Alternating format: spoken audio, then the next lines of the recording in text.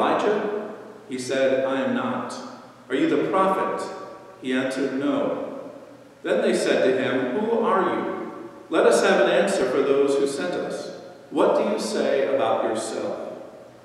He said, I am the voice of one crying out in the wilderness, make straight the way of the Lord, as the prophet Isaiah said. Now they had been sent from the Pharisees. They asked him, why then are you baptizing, if you are neither the Messiah, nor Elijah, nor the prophet? John answered them, I baptize with water. Among you stands one whom you do not know, the one who is coming after me. I am not worthy to untie the thong of his sandal. This took place in Bethany across the Jordan, where John was baptizing. The Gospel of the Lord. Praise to you, Lord Christ.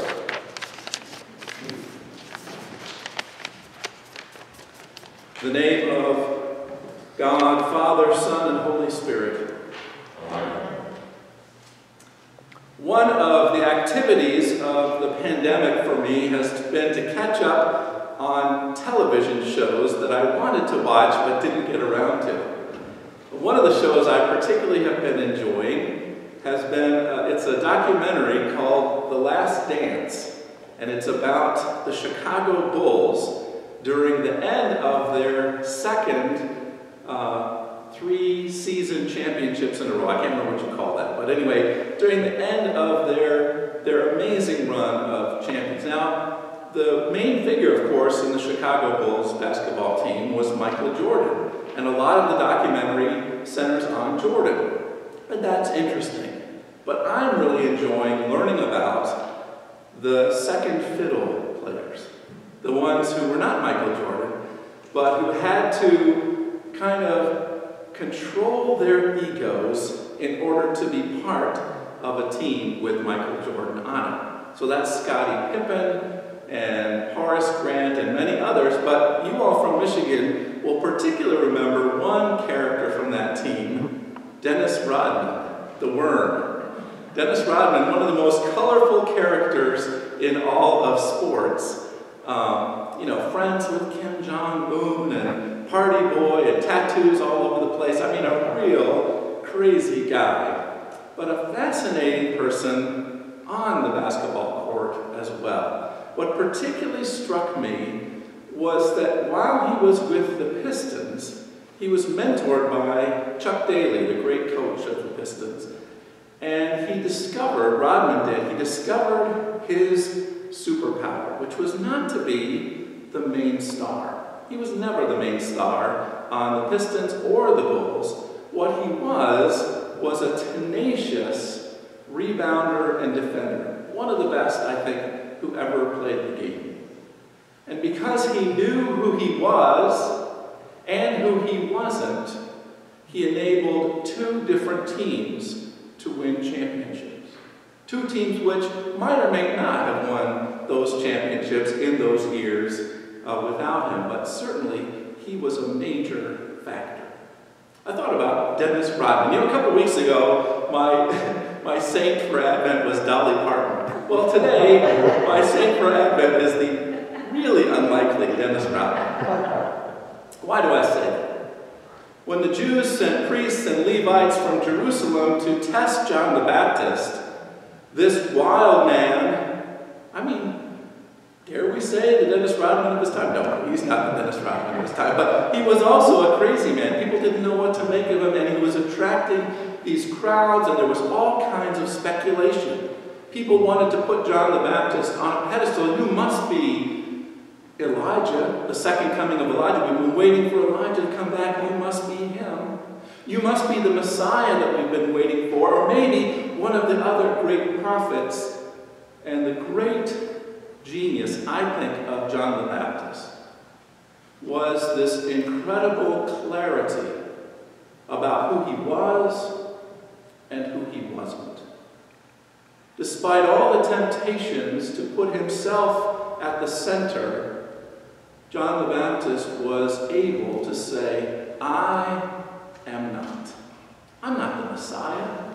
I'm not the second coming of Elijah. I'm not one of the great prophets of old. I the voice of one crying in the wilderness, prepare the way of the Lord. You don't even know that the Messiah is already here and in your midst, and I know my job is to point to him. That's the genius of John the Baptist. And I think there's a great lesson in that for us. One is always that our vocation as Christians is to point to Jesus. You know, the old joke in Sunday school is whatever the teacher asked, right, the answer is Jesus.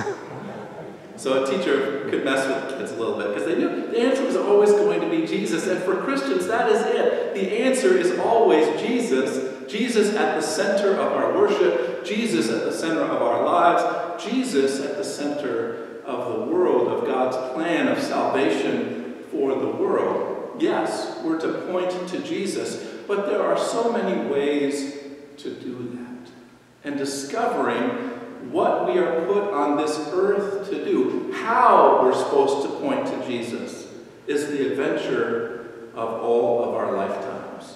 It's learning to be able to say, I am not this, and I am this.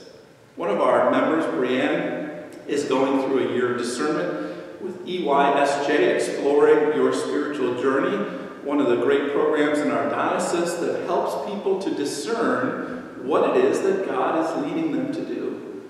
Many of us have had to work it out on our own, right? We've had to sort of sort out what is our particular role. Who are we in our families? Who are we in the workplace? Who are we in our communities? Who are we in the church? What is it that we have to offer? For some, it is to be teachers. For others, it's behind the scenes. You know, I think about this room back here. I don't know if you can see on the camera. But that room back there, that mysterious room back there, is occupied by a guild called the Altar Guild. And they're typically people who don't like to be out front. They like to be behind the scenes. They like to be getting things ready for the rest of us to be able to worship. There are people whose unique calling and giftedness is to be engineers, to be helpers. There are so many gifts that God has given us, and each of us has a unique blend of those gifts. And the task is to be able to neither undervalue nor overvalue those gifts in ourselves. I think we're always struggling between two extremes. The one extreme is I'm worthless. When I did spiritual gifts in inventories with people in my last church, I've done it sort of everywhere, but I'll often say to people, what do you think your spiritual gifts are? And I would say about half of the members of the churches I've served said, oh, I don't have any gifts. We undervalue ourselves, I think. Too often, we don't appreciate the giftedness that we have, the experience and the talent. When I was a curate in a parish, and I was preparing to leave and to become a priest in my own church for the first time, I had this wonderful Bible study group which had really grown and had this kind of great energy, and I thought, I don't want to see this Bible study group just, end.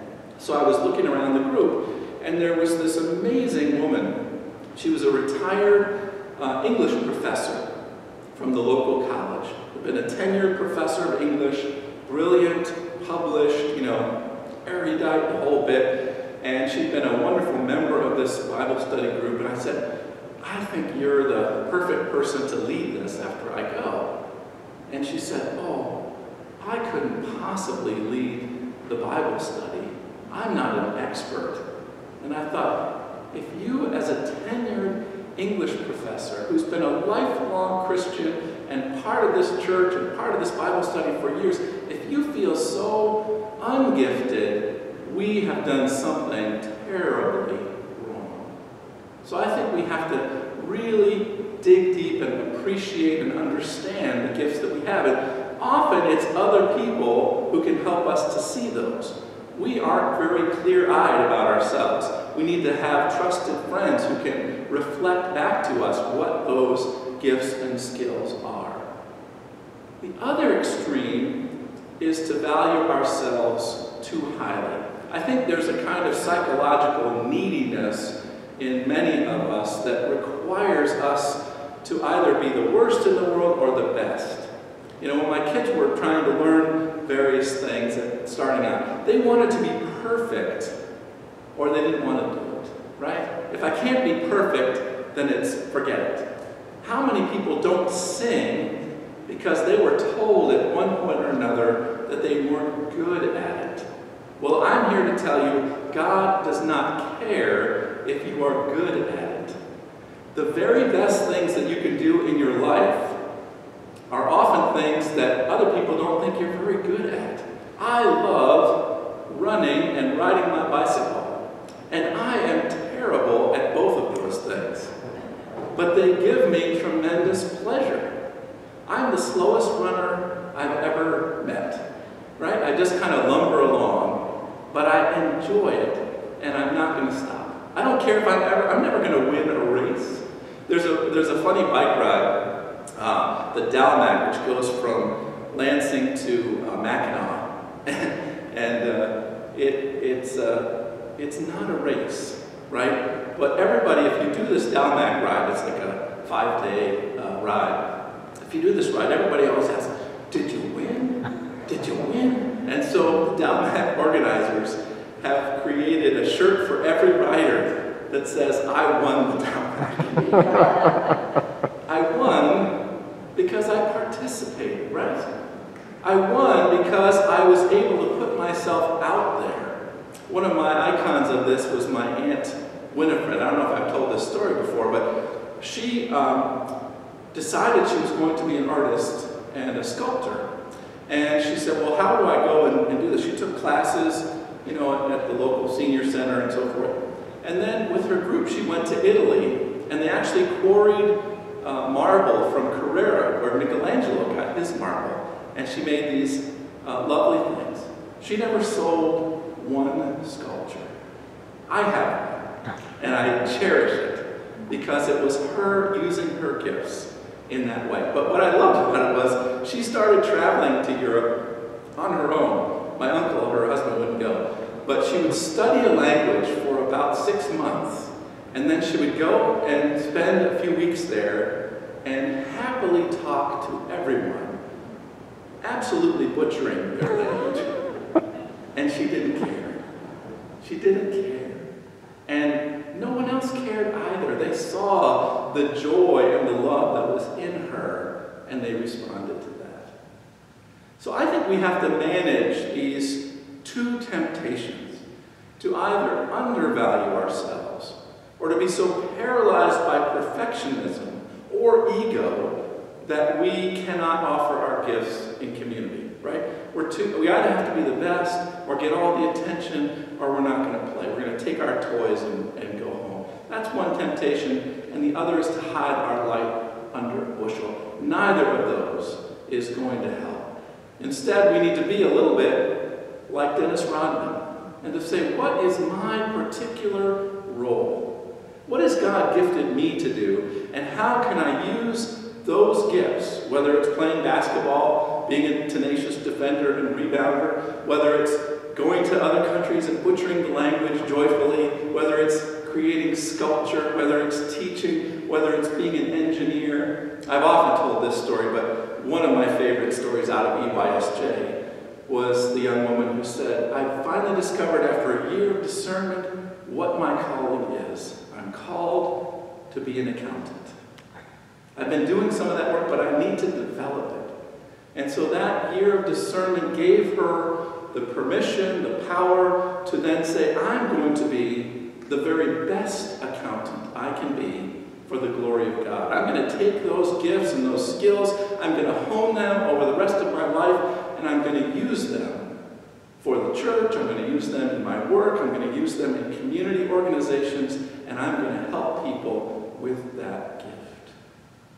So whether your gift is prayer, or working quietly in the sacristy, or teaching, or being up front, or being the Archbishop of Canterbury, whatever it is, may you have the soul and the clarity of John the Baptist or of the prophet Isaiah that John the Baptist quoted. Isaiah, who said, "The Spirit of the Lord is upon me." Right? The Spirit of the Lord is upon me, and He has anointed me to preach good news and to bring about God's dream for a world of peace and justice and plenty.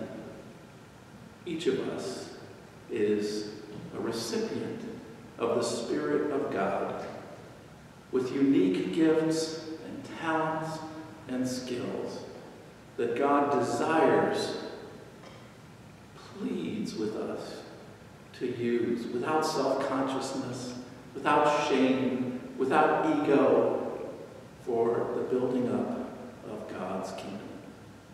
May we be participants with joy and freedom and courage in that work this Advent and always.